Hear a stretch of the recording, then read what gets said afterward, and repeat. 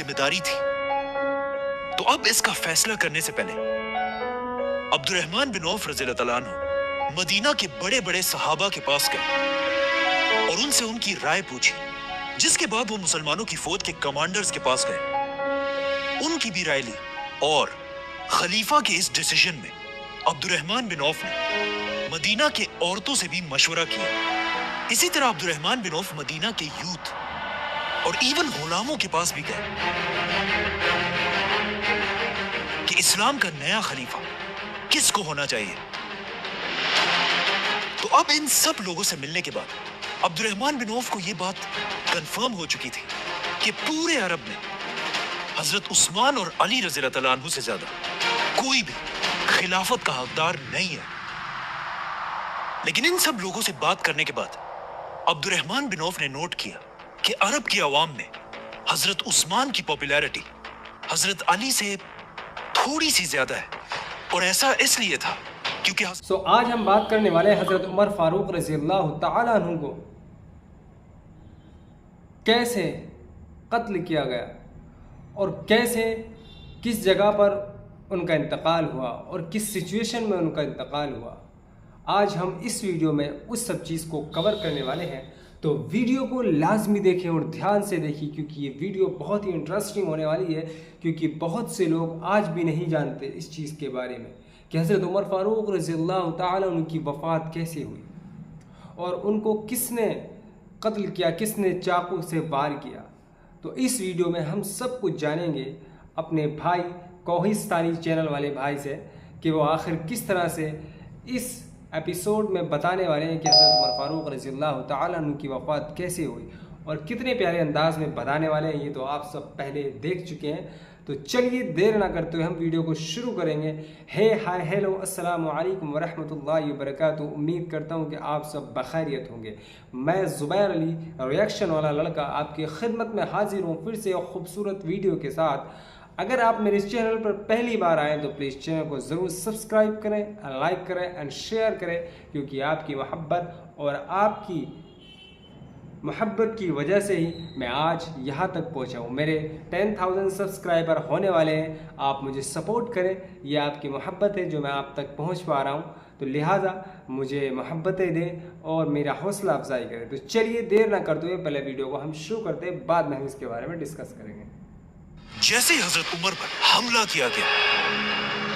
حضرت عمر زمین پر گر گئے اور ان پر حملہ کرنے والا فیروز مسجد سے بھاگنے لگا. لیکن جیسے ہی مسلمانوں نے اسے پکڑ لیا، فیروز نے اسی خنجر سے اپنا گلا کاٹ دیا، جس کے بعد مسلمان حضرت عمر کو اٹھا کر ان کے گھر لے کر آئے. لیکن گھر پہنچتے ہی جب انہیں کھجور کا پانی اور دودھ پلایا گیا تو وہ ان کے معدے میں جانے کے بجائے ان کے زخموں سے باہر آنے لگا. یہ دیکھ کر حضرت عمر کے ڈاکٹر نے انہیں کہا کہ یا امیر المومنین، اللہ کو یاد کریں، کیونکہ اب آپ کا زندہ رہنا امپاسبل ہے. اب جب حضرت عمر نے اپنے ہی موت کی خبر سنی تو وہ اس سوچ میں پڑ گئے کہ مسلمانوں کی اس خلافت جو دنیا کی سب سے بڑی سپر پاور تھی کا نیا خلیفہ کون ہوگا. تو اب حضرت عمر سے ان کے منسٹرز، جنرلز اور بڑے بڑے صحابہ آ کر ملنے لگے اور سب مل کر حضرت عمر کو اسلام کے تیسرے خلیفہ کے بارے میں اپنی رائے دینے لگے. تو سب سے پہلے ایک آدمی نے حضرت عمر کو اپنی رائے دی کہ یا امیر المومنین، آپ دنیا کے اتنے بڑے خلیفہ ہیں اور دنیا کا رواج یہ ہے کہ ہر بڑے بادشاہ کے بعد اسی کا بیٹا بادشاہ بنتا ہے. تو اب آپ بھی اپنے بعد اپنے بیٹے عبداللہ بن عمر کو مسلمانوں کا نیا خلیفہ بنائیں. یہ سن کر حضرت عمر نے اسے دیکھا اور کہا، اللہ تمہیں تباہ کرے. افسوس ہے تمہاری اس سوچ پر. میں نے اپنی پوری زندگی میں کبھی بھی یہ نہیں چاہا کہ مسلمانوں کی خلافت میرے خاندان کو ملے، کیونکہ حضرت عمر یہ نہیں چاہتے تھے کہ مسلمانوں کی خلافت بھی رومن اور پرشین امپائر کے بادشاہوں کی طرح صرف ایک خاندان کے کنٹرول میں رہے. اب جب حضرت عمر نے سب کے سامنے اپنے بیٹے کو خلافت سے دور کر دیا تھا، تو مدینہ کے سارے لوگ حیران تھے کہ آخر حضرت عمر کس کو خلیفہ نومینیٹ کریں گے۔ فائنلی حضرت عمر نے اپنے بیٹے کو پاس بلایا اور اسے کہا، لکھو میں اپنے بعد صرف 6 لوگوں کو مسلمانوں کا خلیفہ بننے کے قابل سمجھتا ہوں۔ یہ 6 صحابہ کوئی عام لوگ نہیں تھے، بلکہ ان سب کا تعلق ان 10 لوگوں سے تھا جنہیں رسول اللہ صلی اللہ علیہ وسلم نے اپنی زندگی میں جنت کی خوشخبری سنائی تھی، جنہیں عشرہ مبشرہ 10 بلیس صحابہ کہا جاتا ہے۔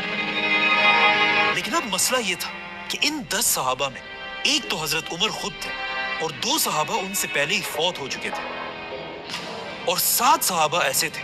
جو اب بھی زندہ تھے۔ تو حضرت عمر نے ان 7 صحابہ میں سے 6 کو خلافت کے لیے نومینیٹ کیا اور صرف ایک کو باہر رکھا، کیونکہ اس صحابی کا نام سعید بن زید تھا، اور یہ حضرت عمر کے کزن اور انہی کے قبیلے سے تھا۔ مطلب حضرت عمر اگین یہ نہیں چاہتے تھے کہ خلافت کسی ایک خاندان کے کنٹرول میں آئے، چاہے وہ خاندان ان کا اپنا ہی کیوں نہ ہو۔ ساتھ ہی حضرت عمر نے یہ آرڈر بھی دیا کہ میرے بیٹے عبداللہ بن عمر کو بھی خلافت کے اس فیصلے میں شامل کیا جائے، لیکن اسے مسلمانوں کا خلیفہ بننے کی اجازت نہیں۔ حضرت عمر نے وفات سے پہلے مسلمانوں کو کلیئر آرڈرز دیے تھے کہ مجھے دفنانے کے فوراً بعد ان 6 صحابہ کو مدینہ کے ایک گھر میں بند کر دیا جائے تاکہ یہ خلیفہ کا فیصلہ کر سکے، جس کے بعد ان کے پاس صرف 3 دن کا ٹائم ہوگا کہ یہ لوگ آپس میں ڈیسائیڈ کر کے کسی ایک کو مسلمانوں کا تیسرا خلیفہ بنائے، اور ساتھ ہی 50 لوگوں کو تلواروں کے ساتھ اس گھر کے باہر ان کی حفاظت کے لیے کھڑا کیا جائے۔ ایسا حضرت عمر نے اس لیے بھی کیا کہ ان 6 لوگوں میں سے کوئی بھی خلیفہ کے اس الیکشن کے دوران اپنے قبیلے کے لوگوں سے نہ مل سکے، تاکہ وہ ان کے ذہنوں میں ادھر ادھر کی باتیں نہ ڈالیں اور یہ خود اپنی مرضی سے فیصلہ کریں۔ اور پھر حضرت عمر نے اپنا آخری حکم دیا کہ جب یہ 6 صحابہ کسی ایک کو خلیفہ بنا دیں، اس کے بعد ہر آدمی کو یہ فیصلہ ماننا ہوگا، اور جو نہ مانے اس کا سر کاٹ دیا جائے۔ اس طرح حضرت عمر نے مسلمانوں کی تاریخ کے پہلے الیکشنز کا سسٹم بنایا، اور صرف مسلمانوں کے نہیں بلکہ یہ دنیا کے سب سے پہلے الیکشنز میں سے ایک تھا۔ تو اب یہ سب کرنے کے بعد حضرت عمر نے آنے والے نئے خلیفہ کو اپنی آخری ایڈوائس دی، اے مسلمانوں کے نئے خلیفہ، ہمیشہ اللہ سے ڈرتے رہنا،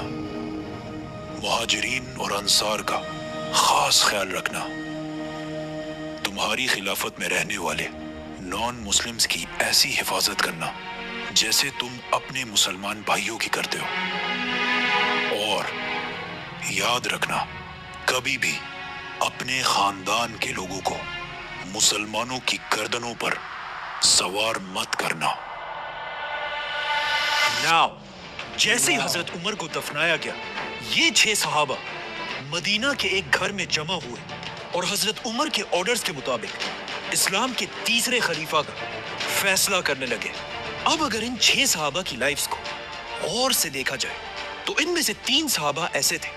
جو حضرت عمر کے دور میں فوجی جنرلز تھے، اور باقی 3 ایسے تھے جو سیولینز تھے۔ تو جیسے ہی ووٹنگ شروع ہوئی، ان 3 فوجی صحابہ نے اپنے آپ کو خلافت کی ریس سے باہر کر دیا اور اپنا ووٹ باقی 3 سیولین صحابہ کو دیا،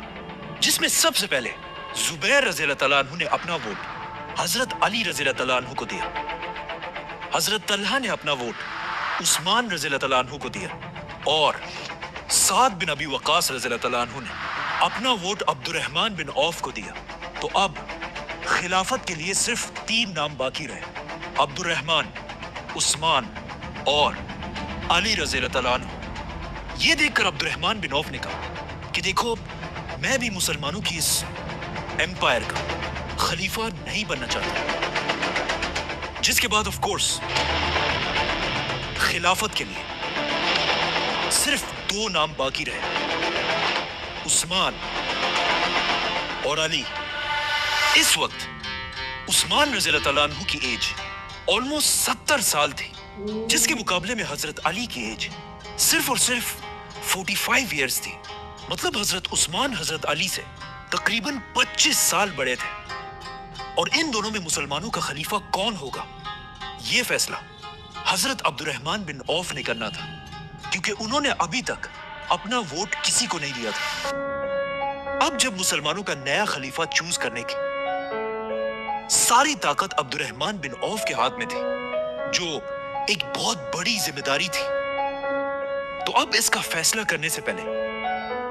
عبد الرحمن بن عوف رضی اللہ تعالیٰ عنہ مدینہ کے بڑے بڑے صحابہ کے پاس گئے اور ان سے ان کی رائے پوچھی، جس کے بعد وہ مسلمانوں کی فوج کے کمانڈرز کے پاس گئے، ان کی بھی رائے لی، اور خلیفہ کے اس ڈیسیژن میں عبد الرحمن بن عوف نے مدینہ کے عورتوں سے بھی مشورہ کیا. اسی طرح عبد الرحمن بن عوف مدینہ کے یوتھ اور ایون غلاموں کے پاس بھی گئے کہ اسلام کا نیا خلیفہ کس کو ہونا چاہیے. تو اب ان سب حضرت عثمان ایک صحابی ہونے کے ساتھ ساتھ اس خلافت کے سب سے امیر آدمی بھی تھے، اور مسلمانوں کی اس پوری خلافت میں اپنی جنراسٹی اور سخاوت کی وجہ سے مشہور تھے، جس کی وجہ سے عرب کے عام لوگ حضرت عثمان کو بہت پسند کیا کرتے تھے. اس کے علاوہ ایک پوائنٹ یہ بھی تھا کہ اب تک حضرت عمر اپنے 10 سال کی خلافت میں ایک بہت ہی سخت خلیفہ تھے، اور انہوں نے اپنے 10 سالوں میں بہت ہی اسٹرکٹ رولز بنائے تھے. لیکن حضرت عثمان کے بارے میں یہ مشہور تھا کہ یہ حضرت عمر سے بالکل اپوزٹ ایک بہت ہی نرم دل انسان ہے. اور حضرت علی کے بارے میں سب کو پتا تھا کہ وہ بھی حضرت عمر کی طرح ایک سخت خلیفہ بنے گا. یہ دیکھ کر حضرت عبد الرحمن بن عوف عثمان رضی اللہ تعالیٰ عنہ کے پاس گئے اور ان سے پوچھا کہ تمہارا کیا خیال ہے، اگر تم میری جگہ ہوتے تو کس کو خلیفہ بناتے؟ جس پر حضرت عثمان نے کہا کہ میں علی رضی اللہ تعالیٰ عنہ کو مسلمانوں کا خلیفہ بناتا. اسی طرح حضرت عبد الرحمن علی رضی اللہ تعالیٰ عنہ کے پاس بھی گئے اور ان سے بھی یہی بات پوچھی، تو حضرت علی نے بھی کہا کہ میں مسلمانوں کا خلیفہ عثمان کو بناتا. جیسے ہی 3 دن پورے ہوئے، مدینہ کے سارے مسلمان فجر کی نماز میں مسجد نبوی میں جمع ہوئے اور اس بات کا انتظار کرنے لگے کہ مسلمانوں کا نیا خلیفہ کون ہوگا. کہا جاتا ہے کہ اس دن مسجد میں اتنے لوگ جمع تھے کہ ایون حضرت عثمان کو بھی بیٹھنے کی جگہ نہیں ملی، اور وہ مسجد کے سب سے آخر میں جا کر بیٹھے. ناؤ پوری مسجد خاموشی سے تیسرے خلیفہ کے نام کا انتظار کرنے لگے. تو عبد الرحمن بن عوف ان سب کے سامنے کھڑے ہوئے اور ایک لمبی دعا کرنے کے بعد سب سے پہلے حضرت علی کو اپنے پاس بلایا اور ان کا ہاتھ پکڑ کر پوچھا، علی، کیا تم اللہ، اس کے رسول اور ابو بکر اور عمر کے طریقے پر چلو گے؟ تو حضرت علی نے کہا کہ میں اتنا ہی کر سکتا ہوں جتنا مجھ میں طاقت ہو، مطلب I will do my best. جس کے بعد عبد الرحمن بن عوف نے حضرت عثمان کو اپنے پاس بلایا، ان کا ہاتھ پکڑا اور ان سے بھی یہی سیم بات پوچھی، جس پر حضرت عثمان نے کہا کہ اللہ کی قسم میں ایسا ہی کروں گا. آخر عبد الرحمن بن عوف نے اپنے ہاتھ اٹھائے، آسمان کی طرف دیکھا اور کہا، یا اللہ، خلافت کی جو ذمہ داری آپ نے میرے اوپر ڈالی تھی اسے میں آج عثمان کے حوالے کرتا ہوں، اور یہی مسلمانوں کا نیا خلیفہ ہوگا. یہ سن کر سب سے پہلے حضرت علی نے عثمان رضی اللہ تعالیٰ عنہ کے ہاتھ پر بیعت کی، جس کے بعد مسجد میں بیٹھے سارے لوگ حضرت عثمان کے پاس آ کر ان کے ہاتھ پر بیعت کرنے لگے. تو حضرت عثمان مسجد نبوی میں رسول اللہ صلی اللہ علیہ وسلم کے منبر پر چڑھے اور اپنی خلافت کی پہلی سپیچ کی، جس میں انہوں نے لوگوں کو دنیا کی محبت چھوڑ کر آخرت کی زندگی کی تیاری کرنے کا حکم دیا. آلموسٹ 70 سال کی عمر میں خلیفہ بننے کے بعد حضرت عثمان نے اپنا سب سے پہلا حکم یہ دیا کہ مسلمانوں کی اس خلافت کی پوری فوج اور گورنمنٹ آفیسرز کی تنخواہوں کو بڑھا دیا جائے. اور پھر مدینہ سے حضرت عثمان نے سارے گورنرز کی طرف لیٹرز بھیجے، کوفہ، بصرہ، دمشق، الیگزینڈریا ان لیٹرز میں حضرت عثمان نے کلیئر آرڈر دیا تھا کہ حضرت عمر تو دنیا سے چلے گئے ہیں، لیکن مسلمانوں کی یہ خلافت اب بھی اسی طرح چلے گی جیسے حضرت عمر کے دور میں تھی۔ اب جیسے یہ لیٹرز مدینہ سے ان گورنر تک پہنچے تو وہ سب ان لیٹرز کو پڑھ کر حیران رہ گئے، کیونکہ پہلی بار یہ لیٹرز خلیفہ عمر بن خطاب کی طرف سے نہیں کہ امیر جی تو یہ تھی ویڈیو، بہت ہی خوبصورت انداز میں انہوں نے بیان کی، مطلب میری آنکھیں جیسی تھی ویسی کی ویسی رہی۔ آپ نے دیکھا بھی ہوگا ویڈیو کے اندر کہ جیسی میں نے مطلب ایک شوق لگ رہا تھا، مطلب یار مطلب دل نہیں کر رہا تھا کہ نظروں کو ادھر ادھر کیا جائے، بہت زبردست یار۔ اور حضرت عثمان بن عفان کس طرح سے خلیفہ بنے، تیسرے خلیفہ، وہ اس ویڈیو میں بتایا گیا، اور حضرت عمر رضی اللہ تعالیٰ عنہ کی وفات کیسے ہوئی، انتقال کیسے کیا، وہ بھی اس میں بتایا گیا۔ اور پہلا الیکشن کی جو میٹنگ بٹھائی گئی وہ حضرت عمر فاروق رضی اللہ تعالیٰ عنہ نے کس طرح سے بٹھائی وہ بھی اس میں بتایا گیا۔ اور جب الیکشن کے وقت آیا، جب میٹنگ ان 6 صحابہ کو جب ایک کمرے میں بند کیا گیا تو ان سبھی میں سے جو 3 بچے تھے ان میں سے کس طرح سے حضرت